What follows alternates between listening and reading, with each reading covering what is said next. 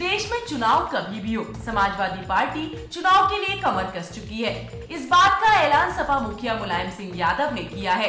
लखनऊ में आदर्श माध्यमिक शिक्षक संघ के प्रांतीय सम्मेलन में शामिल होने पहुंचे मुलायम सिंह यादव से जब सवाल किया गया कि बिहार में नीतीश की रैली और दिल्ली में कांग्रेस की रैली क्या लोकसभा चुनाव की तैयारी की तरफ इशारा नहीं कर रहे हैं, इस सवाल के जवाब में सपा सुप्रीमो मुलायम सिंह यादव ने कहा कि लोकसभा चुनाव कभी भी हो, समाजवादी पार्टी तैयार है। हम आपको याद दिला दें, सपा सुप्रीमो मुलायम सिंह यादव इससे पहले भी लोकसभा चुनाव के लिए कार्यकर्ताओं को कमर कसने की हिदायत दे चुके हैं।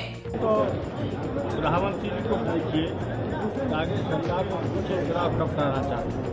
एक समाजवादी पार्टी हर समय चुनाव के लिए तैयार है। सूबे के मुखिया अखिलेश यादव का मानना है यूपी में हुए विधानसभा चुनाव में समाजवादी पार्टी को मिली जीत में शिक्षकों का अहम रोल रहा है। हर मांग को पूरा करना चाहते हैं। आदर्श माध्यमिक संघ के प्रांतीय सम्मेलन में शामिल होने पहुंचे अखिलेश ने कहा कि प्रदेश या फिर देश के विकास में शिक्षकों का अहम रोल होता है।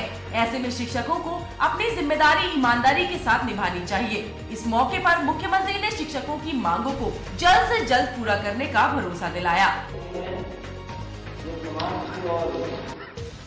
देश की सेवा होती है वो कहीं न कहीं शिक्षक ही करता है।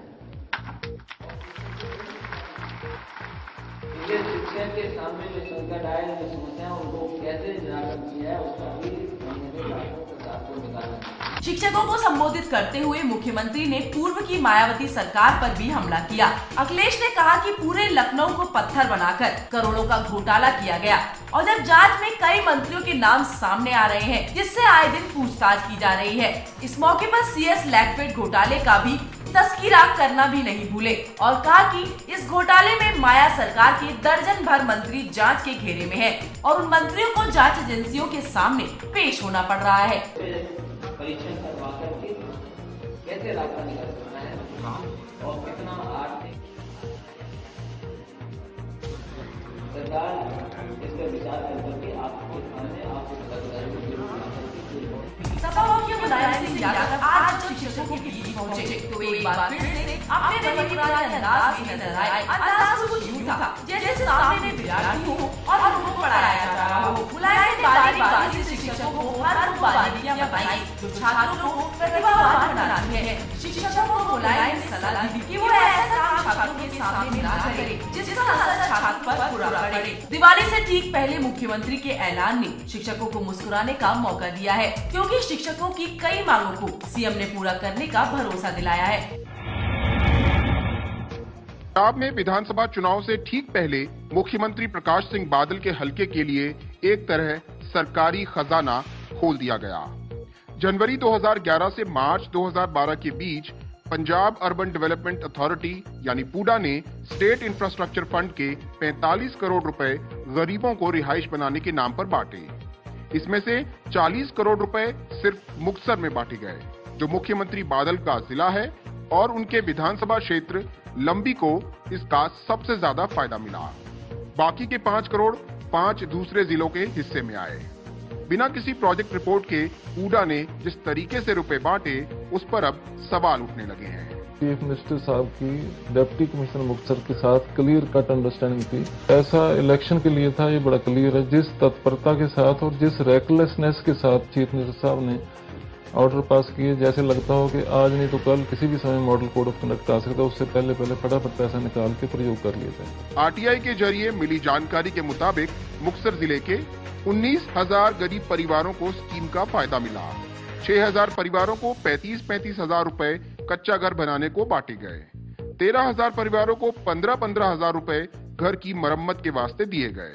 लेकिन इन गांव का दौरा किया तो पता चला ज्यादातर लोगों को सिर्फ 15 से 18 हजार रुपए दिए गए। इसमें 5,000 के चेक और बाकी का बिल्डिंग मटेरियल बांटा गया। गांव वालों ने बताया कि ये फायदा भी अकाली दल के लोगों और उनके करीबियों को ही मिला। कमरा जी सभी ने आपके पास से पैसे लगाए हैं तभी मतलब पूरे हो। सरकार ने 10,000 15,000 और देने का भी वादा किया था लेकिन वो लगता नहीं। ਸਾਨੂੰ ਜੀ ਸਰਕਾਰ ਵੱਲੋਂ ਕੋਈ ਮਾਲੀ ਸਹਾਇਤਾ नहीं मिली। ਸਾਡੇ ਮਕਾਨ ਡਿੱਗੇ ਪਏ ਸਾਡੇ ਨਾਲਿਆਂ ਨੂੰ ਮਿਲੇ, ਸਾਨੂੰ ਕੋਈ ਚੈੱਕ नहीं मिले। ਸਾਨੂੰ ਸਰਕਾਰ ਵੱਲੋਂ ਕੋਈ ਸਹਾਇਤਾ नहीं मिली जी ਤੇ ਅਸੀਂ अपील भी बहुत की। यही नहीं, मुख्यमंत्री के इलाके लंबी के गांव भाई का खेड़ा में तो पक्के घरों के लिए लगभग 2.25 करोड़ रुपए की ग्रांट दी गई। यहाँ एक घर के लिए 1.5 लाख रुपए दिए गए। इसी तरह लंबी के ही मिड्डू खेड़ा गांव में भी EWS मकान बनाए गए, लेकिन इनमें इतना घटिया निर्माण हुआ है कि ये रिहाइश के काबिल ही नहीं। ज्यादातर तो अधूरे पड़े हैं, अलॉटमेंट करना तो बात की बात है। कांग्रेस ने पूरे मामले की जांच की मांग की है। और वो जो सारा पैसा है वो खुर्द-बुर्द किया गया है, इसकी कांग्रेस पार्टी एक पुख्ता जांच की मांग करती है। CBI जांच होनी चाहिए, क्योंकि पंजाब में और कोई एजेंसी इनके खिलाफ तो जांच करेगी नहीं। लेकिन मुख्यमंत्री जांच की बात तो दूर, किसी भी गड़बड़ी से साफ इनकार कर रहे हैं। ਕੋਈ ਸਾਰਾ ਡੀਸੀ ਕੋਲ ਹੀ ਹੁੰਦਾ, ਕੋਈ ਬਲਾਕ ਚ ਹੁੰਦਾ, ਕੋਈ ਇੱਥੇ ਕਿਹੜਾ ਸਾਰਾ ਡੀਸੀ ਕੋਲ। ਇਹ ਇਹਨਾਂ ਦਾ ਹੁੰਦਾ ਜੀ ਕਿ ਸਿਰਫ ਦੂਸ਼ਣ ਲਾਉਣਾ ਜਾਣਦਾ। ਹੁਣ ਸਾਰਾ दिन यही काम कर रहे। मुक्तसर समेत जिन जिलों में रकम बांटी गई, वहां के जिला अधिकारियों को इस बाबत सर्टिफिकेट लिए बगैर करोड़ों रुपए की किश्त एक के बाद एक सीधे मुख्यमंत्री के आदेश पर जारी की गई। रकम कैसे खर्च हुई, इसके रिकॉर्ड अभी तक पूडा के पास नहीं है।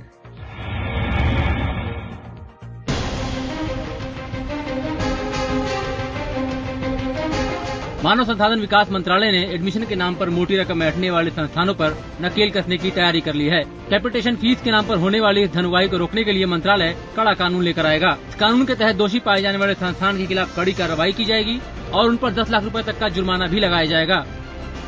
हमारा एक प्रपोजल है कि एक नया लॉ आ जाए, नया बिल आ जाए पार्लियामेंट में, जैसे कि ये बुरे प्रैक्टिसेस जो कई कॉलेजेस यूनिवर्सिटीज में हम देखे हैं, जैसे कैपिटेशन फी, पैसे छीन लेते हैं एप्लीकेंट्स से, या कुछ मिसलीडिंग इन्फॉर्मेशन देके जो गलत काम करते हैं। उधर केंद्रीय शिक्षा सलाहकार बोर्ड की 60वीं बैठक में पारित प्रस्ताव के मुताबिक शिक्षा के अधिकार कानून को 31 मार्च तक पूरे देश में लागू कर दिया जाएगा। हालांकि बिहार समेत कई राज्यों ने इसे लागू करने पर ऐतराज जताया है। उनका कहना है कि गरीब राज्य इस कानून को लागू करने का खर्च कैसे वहन कर पाएंगे। साथ ही ये तक तय नहीं हो पाया है कि इस कानून के तहत केंद्र और राज्य सरकारों के खर्च में हिस्सेदारी कितनी होगी। बिहार समेत कई राज्यों की मांग है कि जब तक खर्च की हिस्सेदारी पर फैसला नहीं होता, तब तक शिक्षा के अधिकार का कानून लागू नहीं होना चाहिए। लेकिन केंद्र सरकार का मानना है कि 31 मार्च तक सभी जरूरी काम पूरे कर लिए जाएंगे।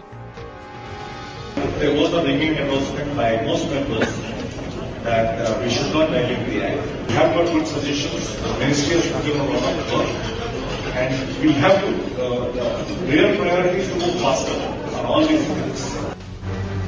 बोर्ड की बैठक में शिक्षकों की गुणवत्ता बनाए रखने के लिए GS वर्मा कमेटी की सारी सिफारिशों को मान लिया गया है। GS वर्मा कमेटी ने सिफारिश की है कि समय समय पर शिक्षकों के लिए ओरिएंटेशन प्रोग्राम चलाए जाने चाहिए, ताकि वो अपने विषय के बारे में पूरी तरह से अप टू डेट रहें।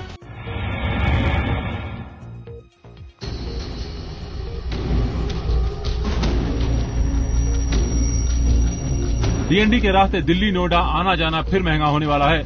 इस रास्ते का इस्तेमाल करने वालों को महज 1 साल के भीतर महंगाई का ये झटका दूसरी बार लगने वाला है। साल भर पहले ही DND के टोल रेट में बढ़ोतरी हुई थी, तब प्रभावित लोगों ने जमकर इसका विरोध भी किया था। अब एक बार फिर DND ने रेट बढ़ाने का फैसला किया है। इसके लिए नोएडा अथॉरिटी को प्रस्ताव भेज दिया गया है। DND के प्रस्ताव के मुताबिक ये बढ़ोतरी 10 से 20% होगी। प्रस्ताव को जस का तस मान लिया गया तो 2 व्हीलर के लिए 11 की जगह 12 रूपये देने पड़ेंगे, कार के लिए 22 की जगह 25 रूपये देने पड़ेंगे, हल्के वाहनों को 45 रूपये की बजाय 55 रूपये, तो भारी वाहनों को 55 रूपये की जगह 70 रूपये देने होंगे। DND का तर्क है कि फुटकर पैसों की वजह से एक तो जाम लगता है, जिससे लोगों को परेशानी होती है, साथ ही DND को भी परेशानी होती है। DND का ये भी कहना है कि काफी सालों तक बीच में रेट नहीं बढ़ाए गए, जिसकी वजह से उनको लगातार नुकसान हो रहा है। DND नोएडा अथॉरिटी के अप्रूवल लेटर का इंतजार कर रही है। चिट्ठी मिलते ही DND नया रेट लागू कर देगी। पिछली बार रेट बढ़ाए जाने के ऐलान के बाद DND पर विरोध प्रदर्शनों का दौर चला। कीमतों में बढ़ोतरी की तुकबुगाहट के बाद एक बार फिर प्रस्ताव का विरोध शुरू हो गया है। RWA फेडरेशन ने घोषणा की है कि वो रेट को किसी भी कीमत पर बढ़ने नहीं देंगे। RWA की मांग है कि कीमत में बढ़ोतरी की जगह DND को फ्री किया जाना चाहिए। जब बाजार का बोलबाला हो जाए और मुनाफा ही सब कुछ हो जाए, तो विरोध की आवाज सुनाई नहीं पड़ती और न ही इन आवाजों का कोई बड़ा असर पड़ने दिया जाता है। DND ने जब तय कर लिया है कि घाटे को पाटने के लिए रेट बढ़ाना जरूरी है, तो शायद उसकी मर्जी के हिसाब से ही सब कुछ होगा, और अगर ऐसा हुआ तो फिर आपकी जेब कटने से कोई नहीं रोक पाएगा। Azad computer centre, Mawana road, Kithore cyber cafe, railway ticket, air ticket, mail hardware आदि सुविधाएं लेने के लिए एकमात्र स्थान।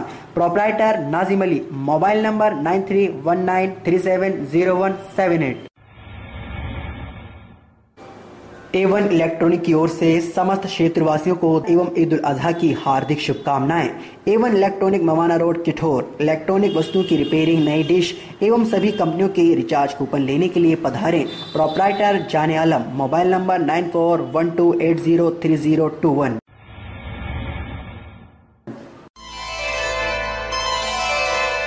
अगर आप हैं ऐसे दुखों से परेशान जिसका नहीं है कोई समाधान, तो पहुँचे हस्तिनापुर के बालाजी धाम। डॉक्टर PD मौर्य करेंगे आपके दुखों का समाधान। बालाजी के परम भक्त डॉक्टर PD मौर्य के निवास स्थान भीमनगर हस्तिनापुर में लगता है हर रविवार बालाजी दरबार, जहां हजारों की संख्या में पहुंचते हैं वो लोग जिन्हें सभी जगह से निराशा ही हाथ लगी है, लेकिन डॉक्टर PD मौर्य द्वारा भगवान बालाजी की कृपा से उनके दुखों का समाधान पल भर में ही हो जाता है। अगर आप भी हैं परेशान तो पहुंचिए बालाजी दरबार हर रविवार, जिनका पता है भीमनगर हस्तिनापुर मेरठ। संपर्क करें 8273923289।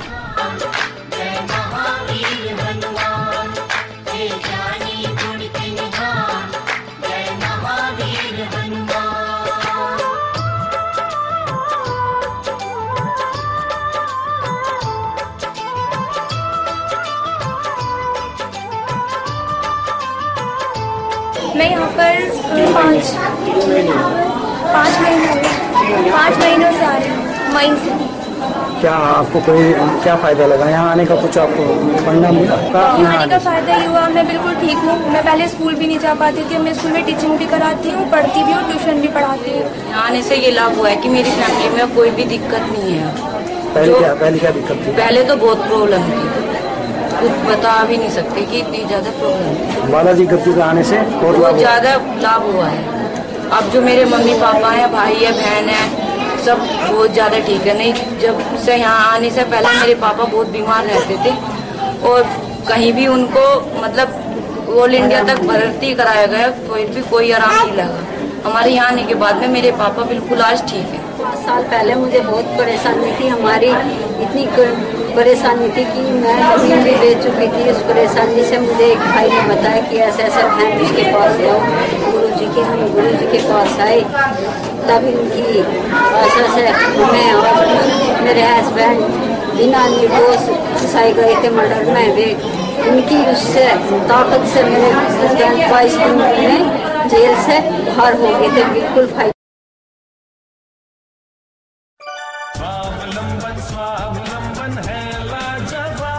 भारत सरकार की सौगात, आपकी पेंशन आपके हाथ।